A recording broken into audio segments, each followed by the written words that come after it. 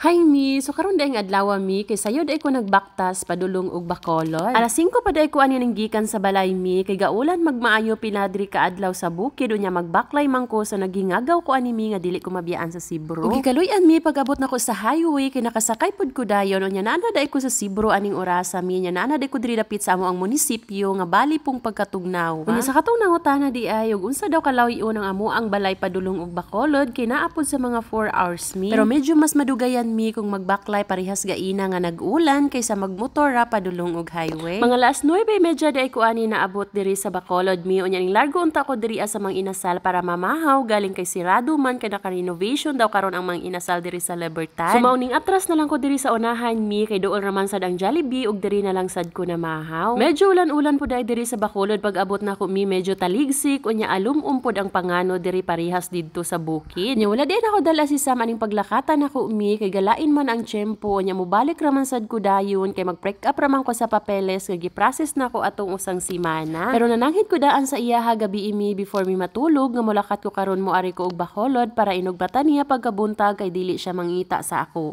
Nya sa pagpananghid ay nako mi kay ning hangyo gud siya nga mokuyog lang siya og dili siya magpabilin sa iya kananay. Nya pag humanday na ako pamahaw mi kay nangita nako diri kasakyan sa guwa padulong og Robinson. Kay nakaluwag-luwag man tagamay rong adlaw mi agoy magtaksi-taksi ta para madali. Bito may chika ra day ko sa inyo ha mi way back na tong mga nangagi pang tuig nga dalaga pa ko kay makasakay ra gugug taxi mi kung makuyog na ako ang bata sa ako ang amo. At least karon mi kay pwede na ta makasakay og taxi ug naabot na day ko diri sa Robinson mi mga alas 10 na di ni imidya nga naabot ko diri. Diretso ra ko diri mi sa releasing kay mag-pick up naman lang ta dayon ning guwa na lang pud ko ani dayon diretso wala na koy lain nga gipalit para makabalik na pud ko dayon didto sa Libertad kundi among pradahan padulong diri sa Don Salvador. Medyo galain pud yun di ay ang tempo diri sa Bacolod mi no maong nagtaksi na lang pud ko kay gaulan-ulan gud sa guwa mi unya tugnaw so para madali pud ang akong biyahe nga paniguradong dili ko mabiyaan sa Sibro pauli ngadto sa amoa. Nya samtang gabiyahe ko mi kay nakaagi da mi diri sa amo ang gina-check-inan sa una sa akong kanhi unya naa na lang unong koy nahuna-hunaan char. But well anyways mi so pag abot ay nako diri sa Libertad kay naa pa man koy gamay nga oras so nagpalit di ko aning closet nga para kay Sam. Nya wala na di ko kapaniud to aning orasa mi kay nadiretsuhay na pud kog uli ani kay gaulan-ulan ligi nya pag-abot ay namo diri gihapon kay ulan gihapon diri sa Don Salvador. Nakaluyan gani pag-abot nako diri mi kay medyo ning hulaw na ang ulan ug naa day diri akong duha ka manghod nga naghulat sa ako para magsugat ug magdala sa mga dalunon. Nya syempre mangukay gud na sila daan ug unsa akong mga pinalit mi usa kargahon para mabal-an nila naa ba ang ilahang gipanglista nga gipapalit. Naduha di silang gasugat sa ako ami kay naa may closet ko nga gipalit unya before di mi ning uli sa akong usang manghod sa balay mi kay ning hapit sa day kog palit ug sud-anono namo diri pa ni hapon. Ug fast forward mi kay naabot na di ako diri sa balay unya ako dai ning gipakita ni sa mang iyahang closet unya excited kay ang person mi kay gusto na gud niya nga ipa-open dayon. Actually magud ta mi kay dili ta ni siya mao akong palito nakita na ko to atong usang semana katong didto mi galing pagbalik na ko gaina kay wala naman. Pero okay ra gyapon kay same